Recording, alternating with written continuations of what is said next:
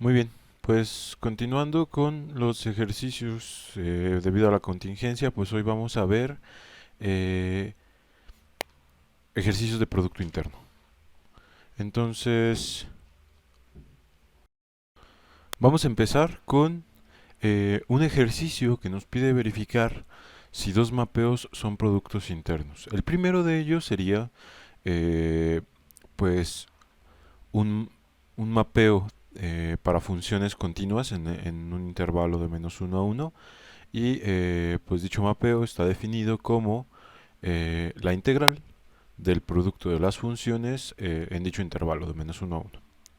Y el segundo pues sería para dos vectores en R2, eh, pues una combinación ahí de multiplicaciones de sus componentes de ambos. Muy bien, entonces para el primero, ¿qué se tiene que verificar? Bueno, la primera propiedad lo que nos dice es que si nosotros conmutamos los argumentos dentro del producto interno, esto debería de ser lo mismo, pero con conjugado. Siendo que estos dos productos internos o estos dos mapeos son sobre espacios reales, pues realmente esta propiedad se convertiría en conmutatividad para los dos.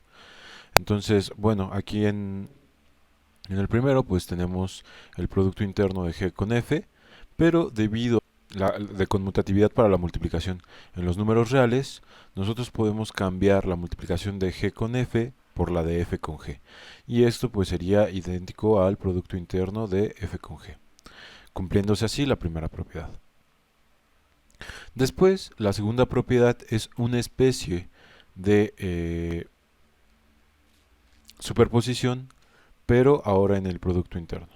Muy bien, entonces si nosotros por el lado derecho del producto interno tenemos la suma de funciones, pues bastaría con meter esa suma de funciones dentro de la integral y desarrollando un poco, pues se puede ver que eh, hacer la suma de funciones dentro del producto interno, pues equivale a hacer los productos internos por separado y después sumarlos.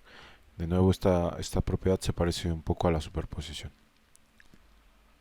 Como tercera propiedad a verificar es que si la primera función dentro del producto interno está siendo multiplicada por un escalar, este puede salir del producto interno sin problemas. Cosa que se cumple, pues solo hace falta verificar, bueno, meter esto dentro de la definición de este producto interno y con propiedades de los números reales y de la integral, que por cierto es una transformación lineal, pues se cumple. Y finalmente, para la positividad, si nosotros hacemos el producto interno de una función consigo misma, esto haría que en el integrando la función quede al cuadrado. Una función al cuadrado, si la función es real, siempre nos va a dar un número positivo. Y como al fin y al cabo, la integral se puede entender como el límite de muchas sumas, entonces si nosotros estamos sumando siempre números positivos, eso va a quedar siempre mayor que cero. Entonces esa última propiedad, perdón, se cumpliría y pues sí, este primer mapeo es un producto interno para las funciones en el intervalo de -1 a 1. Ahora, para el segundo mapeo, pues básicamente es verificar lo mismo, sustituir los vectores según sea conveniente en la regla de correspondencia que define el producto interno y verificar qué sucede. Para el primero, pues de nuevo esta primera propiedad para los números reales es básicamente conmutatividad. Entonces sustituimos u por v y v por u en la regla de correspondencia y lo único que tendríamos que hacer es pues, cambiar los subíndices 1 por subíndices 2 y viceversa. Sin embargo, hacer esto no cambia nada el resultado del producto interno y entonces se comprueba la primera propiedad que de nuevo para los números reales es conmutatividad.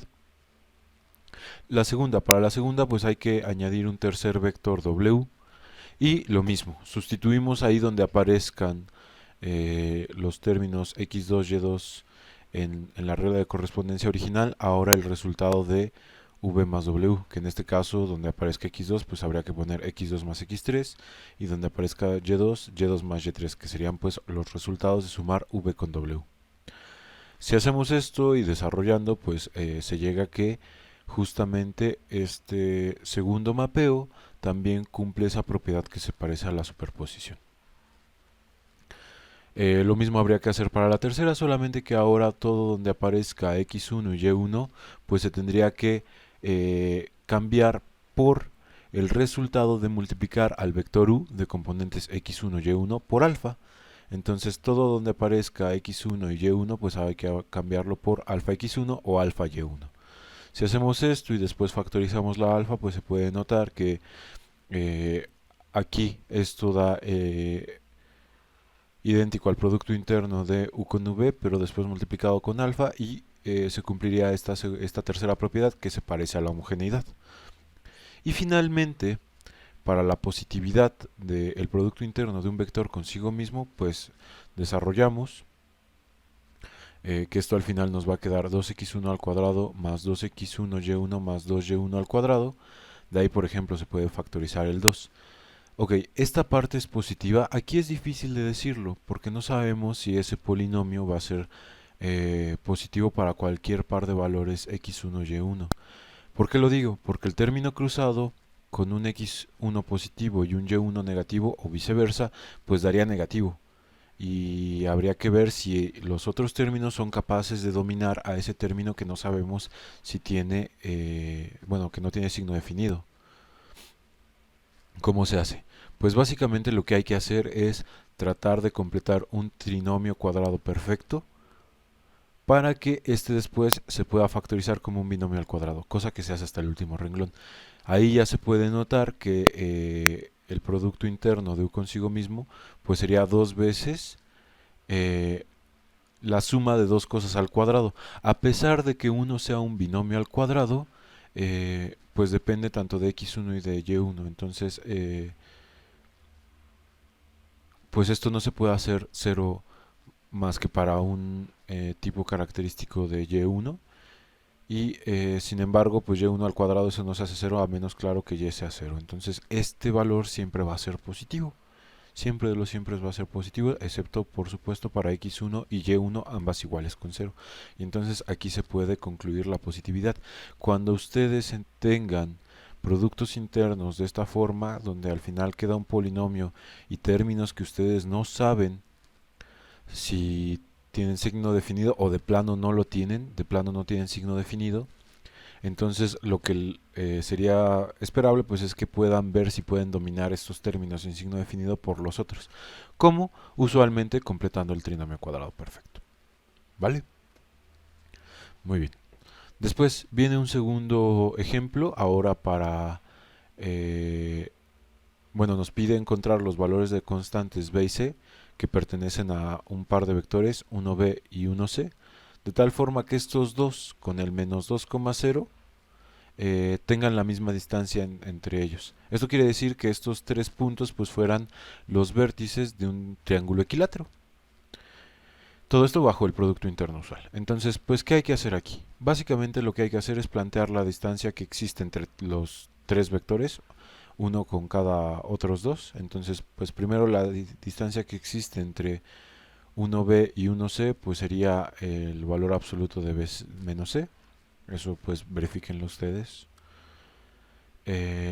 La distancia que existiría entre 1b y menos 2c pues sería la raíz cuadrada de 9 más b cuadrada, y la distancia que existe entre 1c y menos 2, 0, pues sería también raíz cuadrada de 9 pero ahora con c cuadrada sumado. Dijimos que estas son las distancias que existen entre todos los vectores y dijimos que queremos que sean iguales, entonces habría que igualarlos. Esto nos llevaría a un sistema de dos ecuaciones con dos incógnitas.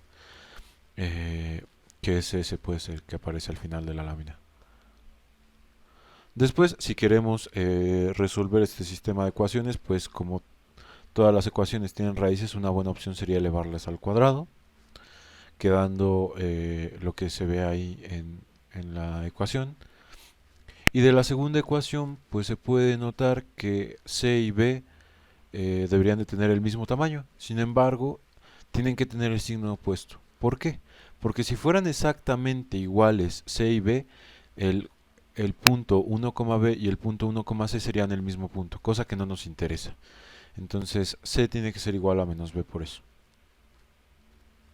De ahí, si sustituimos eso en la primera ecuación, pues nos va a quedar la ecuación 3c cuadrada igual con 9, que resolviéndola pues nos da dos opciones, o que sea igual, c sea igual a raíz de 3 o que c sea igual a menos raíz de 3. En cuyo caso, si c es raíz de 3, b sería el negativo de eso, menos raíz de 3, y en caso de que c sea menos raíz de 3, b sería raíz de 3, pero positiva. Muy bien. Y pues con esto terminaríamos con los ejemplos para Producto Interno. De aquí les dejo un poco de tarea, que sería verificar si ese Producto Interno, bueno, ese mapeo que aparece ahí es Producto Interno. De una vez les voy diciendo que sí, sí lo va a hacer. Y encontrar el valor de la constante A de un conjunto dado, de tal forma que sea ortogonal bajo el Producto Interno que les doy en esta lámina. Y después encontrar los valores de B y C de tal forma que la distancia de tres vectores sea la misma. Este sería lo mismo que el ejemplo anterior, pero ahora de nuevo con este producto interno, no con el usual. ¿Vale? Todo lo que quiero que hagan en esta lámina es con el producto interno que aquí les doy, no con el usual. Muy bien. Después viene un ejemplo de el proceso de Gram-Schmidt, donde nos dan una base que no es ortogonal y nos piden pues ortogonalizarla primero y después hacer sus vectores unitarios con respecto al producto interno usual. Entonces, ¿qué hay que hacer aquí? El primer paso sería escoger un vector de la base que no es ortogonal como pivote. A partir de este vamos a ortogonalizar a los demás. Después, nuestro segundo vector pues debería de ser otro vector de nuestra base menos la proyección de este vector sobre el primer vector, sobre el 1, 1, 0. Entonces, para este escojo al 2, 1, 0 y bueno, si calculamos la proyección, esta pues va a quedar 3 medios, 0. Y si la restamos ahora a el vector W2, pues esto nos va a quedar el vector 1 medio menos 1 medio, 0. Que ya pueden verificar ustedes si así lo desean, que es ortogonal con W1. Y ahora, para el último vector de la base ortogonal, pues habría que utilizar el último vector de la base original y restarle la proyección sobre los dos vectores W1 y W2. Muy bien, haciendo esto, pues la proyección sobre el W1 pues queda 1, 1, 0 y la proyección sobre W2 queda el vector 0. ¿Esto a qué se debe? Pues a que el vector W2 con el tercer vector de la base que no está ortogonalizada ya era ortogonal. Sin embargo, pues este no era ortogonal a W1. Entonces esa proyección sí hay que quitarla. Haciendo todo esto, pues queda que W3 tiene que ser el vector 0, 0, 1. Y con eso ya tendríamos los vectores de la base ortogonal. Ahora lo que faltaría pues sería normalizar. Para normalizar, pues nada más tomamos estos vectores W1, W2 y W3 y los dividimos entre su norma. Si hacemos esto, pues la norma de W1 queda raíz de 2, la de W2 queda 1 entre raíz de 2 y la de W3 queda 1. Esto quiere decir que W3 ya era unitario. Y pues ya sustituyendo, nada más nos quedarían los vectores que se ven al final. Y con eso pues se terminaría el ejercicio. Como tarea les dejo utilizar este mismo proceso de Gram-Schmidt para ortonormalizar una base del espacio de matrices de 2×2 reales con el producto interno usual de las matrices, que es la traza de la multiplicación de las matrices con una de ellas transpuesta. Ahora pues vamos con un ejemplo de complemento ortogonal. El complemento ortogonal es un espacio de vectores donde todos esos vectores tienen la peculiaridad de que son ortogonales todos ellos a cualquier vector de otro espacio. Ok, entonces aquí nos piden calcular el complemento ortogonal de un subespacio de R3, V, respecto al producto interno usual. Entonces, ¿qué hay que hacer? Para poder hallar el complemento ortogonal, necesitamos vectores que sean ortogonales a cualquier vector de V. Entonces, primero voy a formar a cualquier vector de V a partir de las restricciones que nos da ahí el conjunto. El conjunto pues nos dice que son vectores que pertenecen a R3, X, Y, Z, donde estas componentes deben de cumplir que 2X más Y más Z sea igual con 0. Entonces de aquí, por ejemplo, podemos despejar a la Z como menos 2X menos Y y sustituirla. De tal forma que cualquier vector que pertenece a V se puede ver como X, Y, menos 2X menos Y.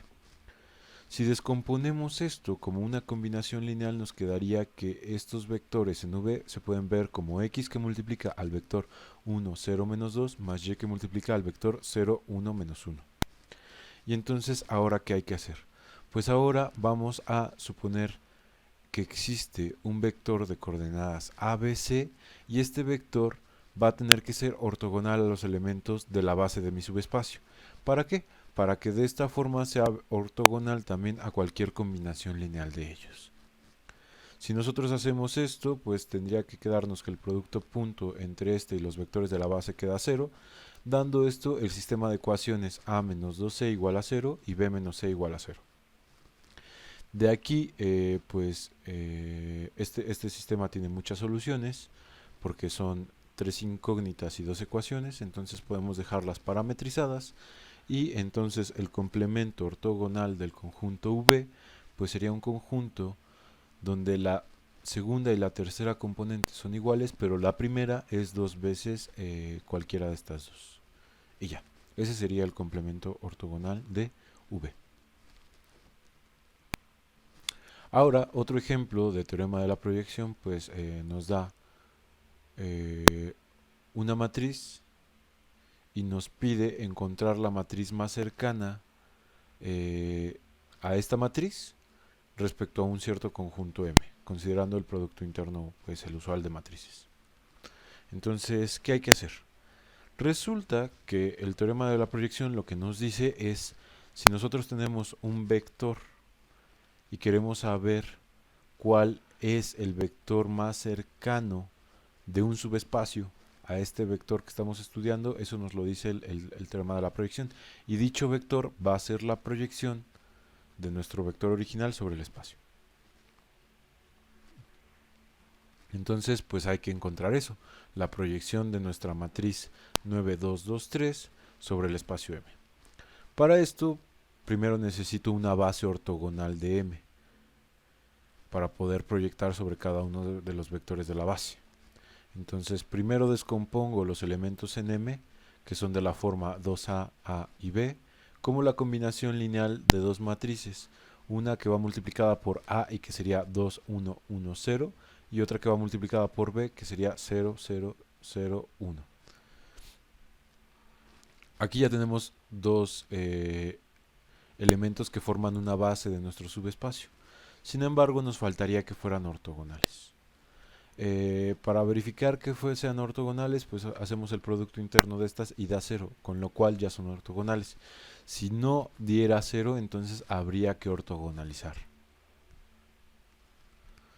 Muy bien, ¿qué sigue? Pues como ya son ortogonales, lo que hace falta pues es proyectar nuestra matriz 9, 2, 2, 3 sobre estas dos matrices, quedando para una de ellas pues 22 tercios, 11 tercios, 11 tercios 0, y para la otra 0, 0, 0, 3. Y entonces pues va a resultar que la matriz más cercana de ese espacio a la matriz 9, 2, 2, 3 pues sería la proyección de esta 9, 2, 2, 3 sobre el conjunto M, que va a ser la suma de las proyecciones que ya obtuvimos. Y esta pues va a ser la matriz 22 tercios, 11 tercios, 11 tercios, 3. Y con eso pues ya tendríamos la matriz más cercana, con lo que terminaríamos el ejemplo. Yo como tarea les dejo encontrar la distancia y el vector que pertenecen al conjunto V, donde pues ahí está el conjunto V, y que sean más cercanos al vector 2, 9, 3, considerando el producto interno usual. Entonces, ¿qué tendrían que hacer ustedes aquí? Pues de nuevo, primero descomponer un vector arbitrario de V y como la combinación de elementos de una base. Luego, esos elementos de la base pues tendrían que verificar si son ortogonales. Si no son ortogonales entre ellos, ustedes tienen que ortogonalizar. Y una vez teniendo ya una base ortogonal, pues proyectan el 291 sobre esa base ortogonal y ya tendrían